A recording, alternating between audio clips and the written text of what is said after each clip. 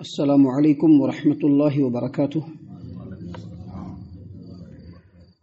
اعوذ باللہ السمیع العلیم من الشیطان الرجیم من ہمزہ ونفخہ ونفثہ۔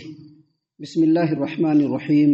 وزکریا اذ نادى ربہ رب لا تذرنی فردا وانت خیر الوارثین فاستجبنا له ووهبنا له یحیی واصلحنا له زوجہ انہم كانوا یسارعون فی الخیرات ویدعوننا رغبا ورہبا وَكَانُوا لَنَا خَاشِعِينَ۔ اور زکریا کو یاد کرو جب انہوں نے اپنے رب کو پکارا کہ اے میرے رب مجھے اکیلا نہ چھوڑ اور تو سب سے بہتر وارث ہے، تو ہم نے اس کی پکار سن لی اور ان کو یحییٰ عطا کیا اور ان کی بیوی کو ان کے لیے بھلا چنگا کر دیا۔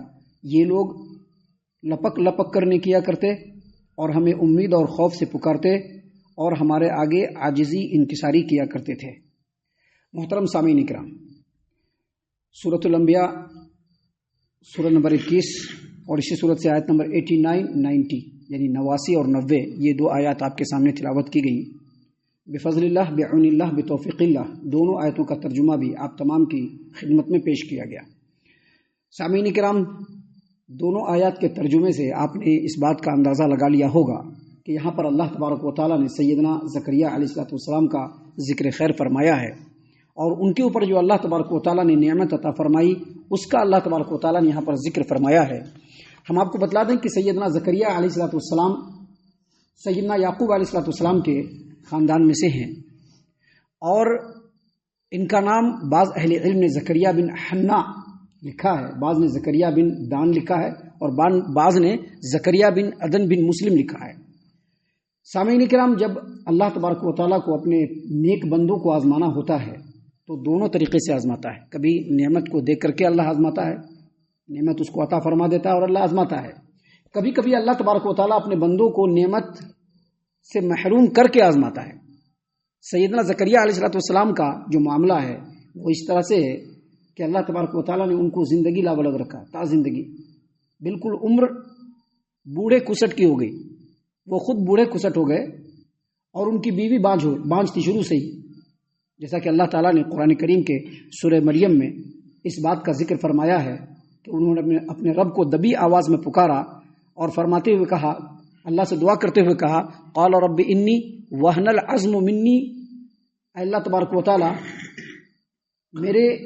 میرا جو جسم، میرے جسم کی جو ہڈیاں ہیں وہ بڑھاپے کی وجہ سے بالکل کمزور ہو گئی ہیں، اور سر کے جو بال ہے وہ بڑھاپے کی وجہ سے بالکل وائٹ ہو گئے ہیں، اور ابھی تک مجھ کو اولاد نہیں ہوا اور میری بیوی بانجھ ہے۔ سامعین کرام، ایک دم بوڑھے کسٹ ہو گئے اور اللہ تبارک و تعالیٰ نے ان کو اولاد سے نہیں نوازا، اولاد نہیں عطا کیا۔ بیوی شروع سے ہی بانجھ تھی، اس لیے اللہ تبارک و تعالیٰ نے ان کو اولاد سے نہیں نوازا۔ اللہ تبارک و تعالیٰ سے دعا کی، اللہ نے قرآن کریم کے سورہ مریم کے اندر اس چیز کا ذکر کرتے ہوئے اللہ تبارک و تعالیٰ نے کہا کہ اذ نادى ربہ نداء خفیہ، انہوں نے اپنے رب کو بالکل چپ کے خاموشی سے دبی آواز سے پکارا۔ دبی آواز سے کیوں پکارا؟ اس کی 3 وجہ اہل علم نے بیان کی ہے۔ ایک وجہ یہ بیان کیا ہے اہل علم نے کہ انہوں نے بالکل رات کو جب ہر آدمی سویا ہوا ہوتا ہے اپنے رب کو خاموشی سے پکارتے ہوئے اپنی بات رب العالمین کے سامنے رکھی۔ بعض لوگوں نے کہا ہے کہ انتہائی بوڑھے ہو چکے تھے، اب اتنے بڑھاپے میں اگر وہ اللہ تبارک و تعالیٰ سے اولاد طلب کریں گے تو لوگ دیکھ کر کے ہنسیں گے، اس لیے انہوں نے خاموشی سے دبی آواز میں اللہ تبارک و تعالیٰ کو پکارا۔ اور بعض اہل علم نے کہا ہے کہ جب رب العالمین کو راضی کرنا ہو اور پکارنا ہو تو بالکل خاموشی سے چپ کے رب العالمین کو پکارنا چاہیے، اسی لیے انہوں نے اپنے رب کو پکارتے ہوئے اپنی بات اللہ تبارک و تعالیٰ کے سامنے رکھی۔ سامعین کرام، بالکل بوڑھے ہو گئے تھے، اولاد سے بالکل نا امید ہو گئے تھے، لیکن انہوں نے اولاد کی جو طلب کی اصل میں ایک چیز سے انسپائر ہو کر کے۔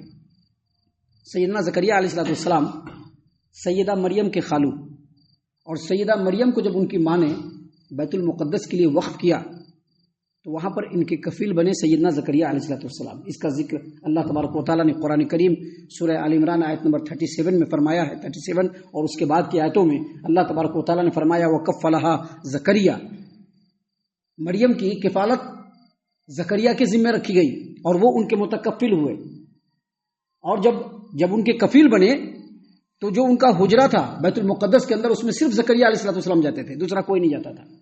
اللہ نے فرمایا کلما دخل علیہا زکریا المحراب وجد عندها رزقا. جب بھی زکریا علیہ السلام مریم کے پاس جاتے تو وہاں پر دیکھتے کہ کھانے پینے کا سامان پھل فروٹ رکھا ہوا ہے. حالانکہ کھانے پینے کا سامان پہنچانے والے اور پھل فروٹ پہنچانے والے کون؟ خود سیدنا زکریا علیہ السلام. لیکن جاتے تو دیکھتے کہ پھل رکھا ہوا ہے، اور پھل بھی کون سا؟ ابھی آم کا موسم نہیں ہے اور آم وہاں پر دکھ رہا ہے. انگور کا موسم نہیں ہے لیکن وہاں پر انگور دکھ رہا ہے. تو پوچھا یا مریم انا لک ھذا، اے مریم یہ تمہارے پاس کہاں سے آیا؟ ہم تو تم کو یہ پھل لا کر کے نہیں دیے، پھر تمہارے پاس یہ پھل کہاں سے آیا، اور وہ بھی بے موسم پھل ہے، ایسا کیوں؟ تو مریم علیہ السلام نے کہا من عند اللہ، ھذا من عند اللہ، یہ میرے رب کی طرف سے ہے. اور رب العالمین بغیر حساب کے اپنے بندوں کو رزق سے نوازتا ہے. جب دیکھا کہ مریم کے پاس جو پھل ہے، فروٹ ہے، جو کھانے پینے کا سامان ہے، جو رزق ہے، وہ ایک تو ہم نے پہنچایا نہیں اور دوسرا بے موسم آیا، اس کا مطلب ہے کہ اللہ تبارک و تعالیٰ مجھ کو بھی نواز سکتا ہے. اگرچہ میں بوڑھا ہو چکا ہوں اور اگرچہ میری بیوی بانجھ ہو چکی ہے، پھر بھی اللہ تبارک و تعالیٰ مجھ کو نواز سکتا ہے. اسی وقت اللہ تبارک و تعالیٰ سے دعا کیا. اللہ نے فرمایا ہنالک دعا زکریا ربہ. اسی وقت زکریا نے اپنے رب سے دعا کرتے ہوئے کہا اے اللہ تبارک و تعالیٰ اپنی طرف سے مجھ کو تو اولاد سے نواز، اور بے شک تو دعاؤں کو سننے والا اور اس کو قبول کرنے والا ہے. اللہ تبارک و تعالیٰ نے اسی بات کو یہاں پر بیان فرمایا ہے اذ نادى ربہ نداء خفیا. جب انہوں نے اپنے رب کو پکارا خاموشی سے کہ اے میرے رب انی وہن العظم منی، میرے جو ہڈیاں ہیں وہ کمزور ہو چکی ہیں اور میرے سر کے بال جو ہیں وہ سفید ہو چکے ہیں. چپ کے پکارا تو اللہ تبارک و تعالیٰ نے ان کی دعا قبول کی. اسی بات کو اللہ تبارک و تعالیٰ نے یہاں پر سورۃ الانبیاء آیت نمبر 89 میں فرمایا وزکریا، اور زکریا کو یاد کرو اذ نادا ربہ، جب اس نے اپنے رب کو پکارا رب لا تذرنی فردا، اے اللہ تبارک و تعالیٰ مجھ کو تو اکیلا نہ چھوڑ، مجھ کو میرا وارث دے، مجھ کو میرا اولاد دے، تو بہت زیادہ دعاؤں کو سننے والا ہے. وانت خیر الوارثین، اور سب سے بہترین وارث تو ہے. ابھی ہم لوگوں کا وارث ہمارا اولاد ہے، ہم لوگ اپنے باپ کے وارث ہیں، لیکن پوری دنیا کا وارث رب العالمین ہے. جب ہر چیز انسان چھوڑ کر کے چلا جائے گا تو سب کا وارث کون بن جائے گا؟ اللہ تبارک و تعالیٰ، وہی سب سے بہترین وارث ہے. اس لیے دعا کرتے ہوئے کہا، اللہ نے فرمایا اذ نادا ربہ رب لا تذرنی فردا وانت خیر الوارثین، اے میرے رب مجھ کو تنہا نہ چھوڑ، مجھ کو اکیلا نہ چھوڑ، تو بہترین وارث ہے. یہ دعا کرنے کا انداز ہے. اللہ تبارک و تعالیٰ سے جب دعا کرنا چاہیے تو دعاؤں میں نبیوں کا اسلوب ہمیشہ ذہن میں رکھنا چاہیے کہ انبیاء کیسے اللہ تبارک و تعالیٰ سے دعا مانگا کرتے تھے. ابھی اس سے پہلے کے درس میں ہم نے آپ کو بتلایا سیدنا ایوب علیہ السلام کے بارے میں کہ انہوں نے اپنے رب کو اس انداز میں پکارا کہ رب انی مسنی الضر، اے اللہ تبارک و تعالیٰ مجھ کو تکلیف پہنچی ہے، وانت ارحم الراحمین، اور تو رحم کرنے والا ہے، بہت زیادہ رحم کرنے والا ہے. یہ نہیں کہا کہ اللہ مجھ کو شفا یابی دے دے، بلکہ کہا کہ تو بہت زیادہ رحم کرنے والا. یہ نبیوں کا اسلوب ہے دعا کرنے کا. بالکل یہی اسلوب یہاں پر اللہ تبارک و تعالیٰ نے سیدنا زکریا علیہ السلام کے بارے میں بتلایا کہ اذ نادا ربہ، جب انہوں نے اپنے رب کو پکارا رب لا تذرنی فردا، اللہ تبارک و تعالیٰ مجھ کو تنہا نہ چھوڑ، وانت خیر الوارثین، اور تو سب سے بہترین وارث ہے. مطلب کیا؟ تو جو چاہتا ہے نواز سکتا ہے. اللہ تبارک و تعالیٰ نے نواز دیا. سورہ مریم کے اندر بڑی تفصیل سے آیت نمبر 1 سے لے کر کے 15 تک میں اللہ تبارک و تعالیٰ نے اس پوری بات کو بیان فرمایا ہے. اللہ سے دعا کیا، اللہ نے قبول کیا، اور اللہ تبارک و تعالیٰ نے خوشخبری دی کہ اے زکریا ہم تم کو ایسی اولاد سے نواز رہے ہیں جس کا نام یحییٰ ہوگا، اور اس نام کو اس سے پہلے کبھی بھی کسی نے رکھا نہیں، اور اللہ نے ایسے آدمی کو پیدا نہیں کیا جس کا نام یحییٰ ہو. سیدنا زکریا علیہ السلام نے تعجب سے پوچھا، اپنے دل کو اطمینان لانے کے لیے اور رب العالمین کے حکم پر یقین کرنے کے لیے تعجب سے پوچھا کہ اللہ تبارک و تعالیٰ میں تو بوڑھا کھسٹ ہو چکا ہوں، میری بیوی بانجھ ہے، پھر مجھ کو اولاد کیسے ہوگی؟ تو اللہ تبارک و تعالیٰ نے فرمایا جواب میں کہ اے زکریا پہلے تیرا بھی وجود نہیں تھا، لیکن تجھ کو وجود ملانے والا اللہ تبارک و تعالیٰ ہے، وہی یحییٰ کو بھی وجود ملائے گا. پوچھا کہ اللہ تبارک و تعالیٰ مجھ کو جو یحییٰ تو عطا فرمانے والا ہے اس کی نشانی کیا ہوگی؟ میری بیوی حمل سے ہے، مجھ کو کیسے پتا چلے گا؟ کہا کہ تم 3 دن اور 3 رات تک صحیح سلامت ہونے کے باوجود کسی سے بھی بات نہیں کر پاؤ گے، کسی سے بھی بات نہیں کر پاؤ گے۔ ایسے وقت میں تم رب العالمین کے لیے تسبیح اور اس کی تقدیس، اس کی پاکیزگی اور اللہ تبارک و تعالیٰ کے ذکر و اذکار میں اپنے زبان کو بالکل مشغول رکھنا۔ سورہ مریم کے اندر بھی یہ بات ہے اور سورہ آل عمران کے اندر بھی یہ بات ہے۔ اور اس کے بعد اللہ تبارک و تعالیٰ نے سیدنا یحییٰ علیہ السلام کو ان کو عطا کیا۔ اللہ تبارک و تعالیٰ نے اسی بات کو یہاں پر بیان کرتے ہوئے کہا فاستجبنا لہ، ہم نے اس کی دعا کو قبول کیا، یعنی زکریا کی دعا کو قبول کیا۔ ووہبنا لہ یحییٰ، اور ہم نے اس کو یحییٰ عطا فرمایا۔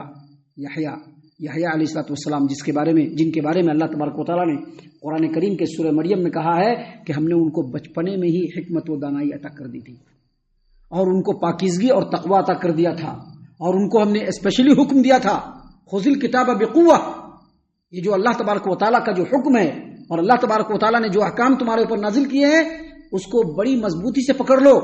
اور یہ بھی اللہ تبارک و تعالیٰ نے ان کو وصیت کیا کہ اپنے ماں باپ کے ساتھ ہمیشہ حسن سلوک کرنا اور بدبختی میں نہ پڑنا، اور اللہ تبارک و تعالیٰ نے ان کے اوپر سلامتی بھیجی۔ یہاں پر اللہ تبارک و تعالیٰ نے فرمایا فاستجبنا لہ، ہم نے زکریا کی دعا کو قبول کیا۔ ووہبنا لہ یحییٰ، اور ان کو یحییٰ عطا کیا۔